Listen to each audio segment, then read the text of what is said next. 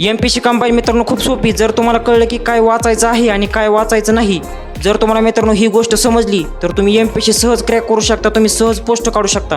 पण मित्रांनो तुम्हाला एक गोष्ट माहीत पाहिजे की MPCचा अभ्यास करताना तुम्ही फक्त पुस्तकं न वाचता तुम्ही पेपरचं ॲनालिसिस केलं पाहिजे. तर मित्रांनो आज आपल्याला एक महत्त्वाची गोष्ट बघायची ती म्हणजे की 2015 ते 2030 पर्यंत जी सस्टेनेबल डेव्हलपमेंट गोल्स म्हणजेच शाश्वत विकास ध्येय डिसाईड केली होती. तर मित्रांनो ती होती सगळी 17.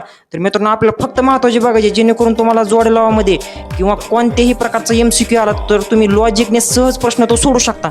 तर मित्रांनो त्यासाठी ट्रिक आहे मित्रांनो. आणि हे हा जो क्रम आहे मित्रांनो 1 2 3 4 5 10 आणि 13 14 15. तर मित्रांनो हा क्रम लक्षात ठेवा, क्रम खूप महत्त्वाचा आहे. तर मित्रांनो 1 ते 5 साठी मित्रांनो ट्रिक अशी की दाब आशिष. तर आपण त्याचा अर्थ समजून घेऊ.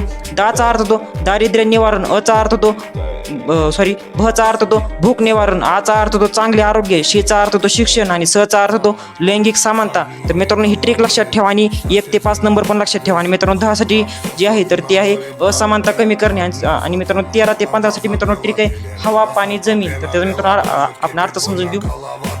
13चा अर्थ तो मित्रांनो हवामानाचा परिणाम, 14चा अर्थ तो शाश्वत महासागर म्हणजेच पाणी आणि 15चा अर्थ तो मित्रांनो जमिनीचा शाश्वत उपयोग.